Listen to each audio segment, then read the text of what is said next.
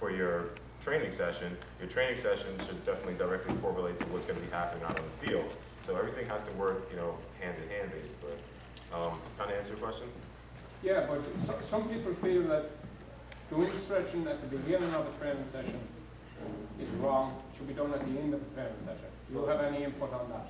Yeah, you have to do both. You have to do both sides. You have to do both sides of it. Again, Alex is going to talk to you guys in a second about the importance of incorporating stretching and mobility and like when to do that sort of stuff. But basically the main thing is you have to. I'm glad you even are bringing that up, because a lot of times people don't even look at that as a major part of this. Strength training is great. Again, it's going to get everybody stronger. It's going to get everybody faster, more explosive. That's definitely very important, but also maintaining that machine that you're building is also just as important. You can, again, as I was saying earlier, you can have the biggest, strongest, athletes out there, the fastest guys, but if they're not properly maintaining these skills that they're building, they're not going to be out in the field, they're not going to be very productive for you. So yes, during the warm-up, you definitely want to incorporate some sort of stretching. I wouldn't say doing static stretching would be ideal, because it's definitely been shown in various strength training literature, like basically that incorporating too much stretching during the beginning of the workout lessens your ability to contract and fire those muscles as you're lifting or as you're doing sprints or whatever. So it actually can slow you down by doing too much stretching before you get into your workouts. It's like a rubber band, basically. You keep stretching that rubber band out, it doesn't have that same snap. So you want to do some dynamic warm-ups, some quick change of direction drills, things like that, again, to loosen up the areas that you're going to be using for your workouts. But at the end of that training session is when you want to spend the majority of the time, doing your soft tissue work, doing your mobility exercises, doing those type of drills. Okay. Any other specific questions? While we're there, when we get changed and timed out, as they said, the first thing everybody does is they're going kicking points and trying, kicking as hard as they can. That's where a lot of injuries come in, I think, because you're not stressed out or warmed up. You're just kicking around before training starts, Yeah. And it's not that. I don't like to do it myself, but I'm just saying. Yeah, exactly. That's exactly kicking as hard as you can without stretching out or warming up. Exactly. That's the whole point there. As I was saying, you have to get out there. It's not exciting. It's not fun. But trying to figure out different ways to incorporate drills that are a little bit more fun is what's going to help alleviate those injuries. Like, for example, like before we do our training sessions at our gym, like some of my athletes, I'll set up like a bungee cord and some cones, and basically, they'll have to run, to the cones with the, cord strapped to them. We'll do, like I said, just different, like cone drills, things like that. It's definitely, like I said, a lot more entertaining than just saying, all right, guys, let's take a couple of laps around the block, to get warmed up, or take a couple laps around the field to get warmed up. You have to figure out things that are, going to be fun, for the guys to make them want to do it, Because if it's up to the athletes themselves, they're not going to want to. I don't like stretching. I don't like doing my mobility work, but it's absolutely necessary in order to keep, progressing and to keep myself healthy. I've never had a single injury, during my training, and I'm 400-pound bencher, 500-pound squatter, and I pretty much pull 600 on a deadlift. I've never had a single injury. I have a lot of my female athletes are exceptionally strong. Alex is one of them. She's a 300-pound squatter, has never had a single injury during our training. One of the athletes at our gym is Phaedra Knight. She's the recently named Women's Rugby Player of the Decade. She's 37 years old and still outplays girls half her age simply because she puts in the work in the gym. And a lot of the younger athletes don't do that, especially a lot of the female athletes. And I'm not sure how many of you guys coach females, but that's definitely a huge part of what we wanted to talk to you guys about today was incorporating the strength training with the girls.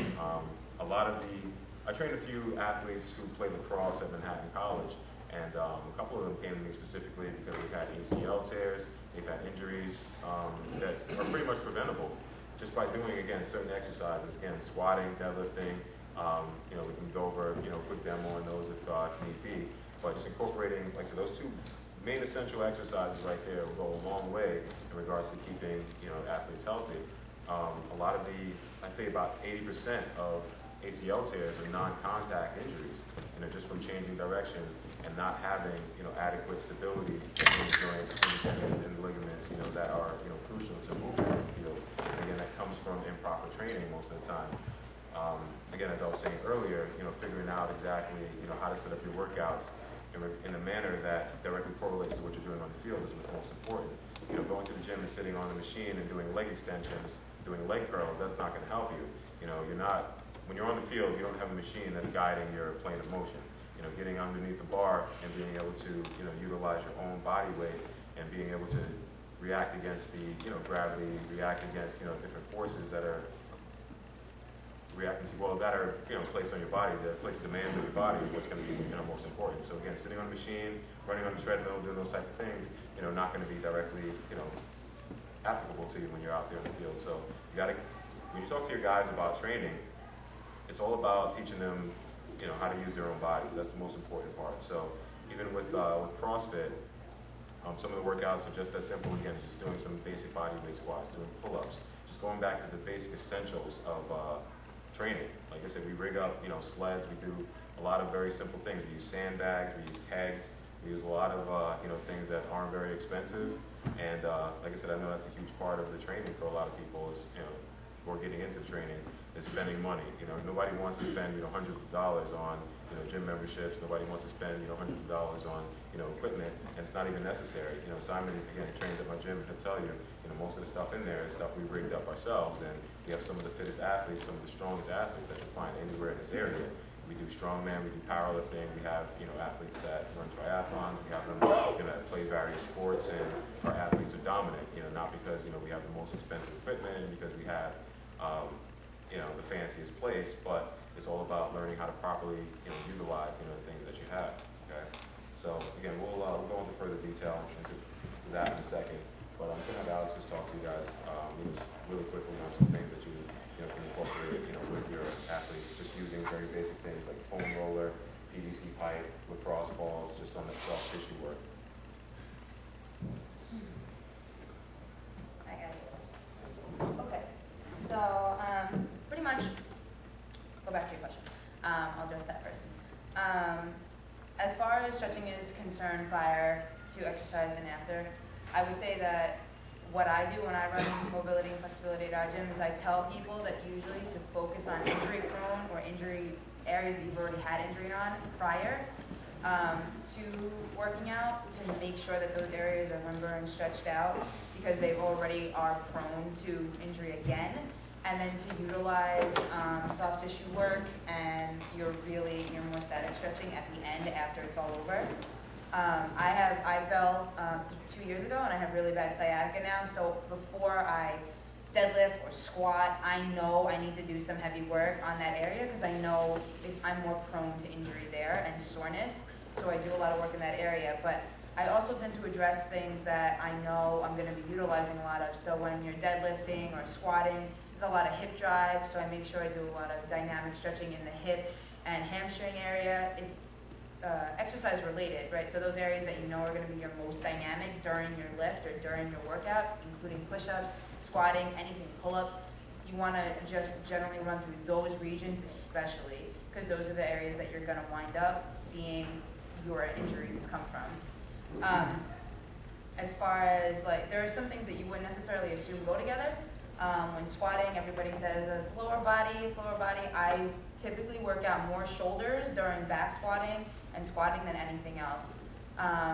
Body weight squats is, a lower body, but as soon as you put an object with people, you go from somebody being flexible to being mobile, right? So flexibility is generally your everyday, being able to reach down and touch your toes, put your knees, your head to your knees, basic movement. Put a bar on somebody's back or in their arms, and all of a sudden, you can't put your elbows up, you can't put your wrists back, you can't get down past this point. That's your mobility side, and that's where you wind up with injuries, because you can't push past that point of what's flexible and what's mobile. So you want to make sure that you're addressing all sides of that. I have some people who are very flexible and not mobile at all, and some people who are very mobile and will stand in front of you and not be able to bend down past this point. It really does depend on the person, but that's part of the responsibility of the coach to identify those areas in the kids that are lacking so that they know to focus on those points, and to identify that with them, to tell them this is the point where you need to work on this in order to improve your performance on the field. you always put it towards something of getting better in the end or being better than somebody else,